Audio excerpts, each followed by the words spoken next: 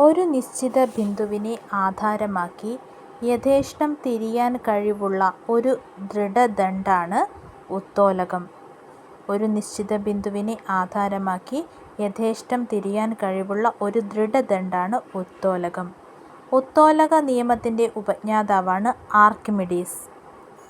നിൽക്കാൻ ഒരിടവും ഒരു ഉത്തോലകവും തന്നാൽ ഈ ഭൂമിയെ ഞാൻ ഉയർത്താം എന്ന് അഭിപ്രായപ്പെട്ടത് ആർക്കിമിഡീസാണ്. ഉത്തോലകം ചലിക്കാൻ ആധാരമാകുന്ന ബിന്ദുവിനെയാണ് ധാരം എന്ന് പറയുന്നത്. ഉത്തോലകം ചലിക്കാൻ ആധാരമാക്കുന്ന ബിന്ദുവാണ് ധാരം. ഉത്തോലകത്തിൽ നാം പ്രയോഗിക്കുന്ന ഫലമാണ് യത്നം. ഉത്തോലകത്തിൽ നാം പ്രയോഗിക്കുന്ന ഫലമാണ് യത്നം. ഉത്തോലകം ഉപയോഗിച്ച് കീഴടക്കപ്പെടുന്ന ഫലമാണ് രോധം. രോധബിന്ദുവിൽ നിന്നും ധാരത്തിലേക്കുള്ള ലംബ അകലമാണ് രോധഭുജം. ബിന്ദുവിൽ നിന്നും ധാരത്തിലേക്കുള്ള ലംബ അകലമാണ് യത്നഭുജം. രോധബിന്ദുവിൽ നിന്ന് ധാരത്തിലേക്കുള്ള ലംബ അകലം രോധഭുജം എന്നും പറയുന്നു. യത്നത്തിനും രോധത്തിനും ഇടയിൽ ധാരം വരുന്ന ഉത്തോലകങ്ങളാണ് ഒന്നാം വർഗ ഉത്തോലകങ്ങൾ. ഒന്നാം വർഗ ഉത്തോലകത്തിന് ഉദാഹരണങ്ങളാണ് ത്രാസ്, കത്രിക, കപ്പി, പ്ലയേഴ്സ്, സീസോ, നെയിൽ പുള്ളർ.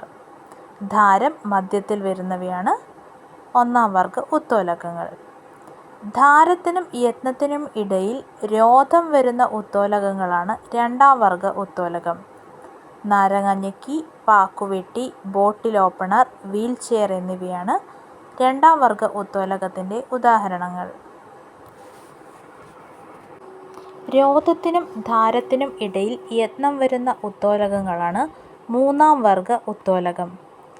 ചവണ, ചൂണ്ട, ഐസ്റ്റോൺസ് എന്നിവ മൂന്നാം വർഗ ഉത്തോലകത്തിന് ഉദാഹരണങ്ങളാണ്. രോധത്തിനും ധാരത്തിനും ഇടയിൽ യത്നം വരുന്ന ഉത്തോലകങ്ങളാണ് മൂന്നാം വർഗ ഉത്തോലകങ്ങൾ.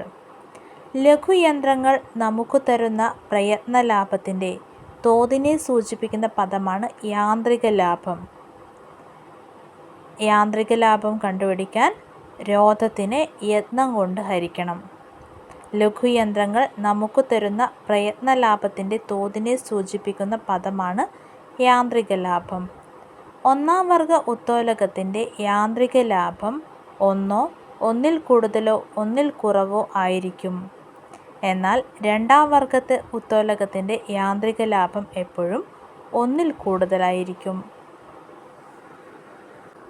മൂന്നാം വർഗ ഉത്തോലകത്തിൻ്റെ യാന്ത്രിക ലാഭം എപ്പോഴും ഒന്നിൽ കുറവായിരിക്കും. യത്നം കുറയ്ക്കുന്നതിനു വേണ്ടി തിരശ്ചീന തലവുമായി മട്ടകോൺ വരാതെ ഏതൊരു കോണിലും ചരിച്ചു ക്രമീകരിക്കുന്ന പ്രതലമാണ് ചരിവുതലം എന്നു പറയുന്നത്. ഏതു ലഘുയന്ത്രത്തിൻ്റെ തത്വമാണ് റാമ്പിൽ ഉപയോഗിച്ചിരിക്കുന്നത്? ചരിവുതലം. ചരിവുതലത്തിന് ഉദാഹരണങ്ങളാണ് കത്തി, സ്ക്രൂ, കോടാലി, ആപ്പ്, മലമുകളിലുള്ള വളഞ്ഞ റോഡുകൾ. റാമ്പിൽ ഉപയോഗിച്ചിരിക്കുന്നതും ചരിവുതലത്തിൻ്റെ തത്വമാണ്.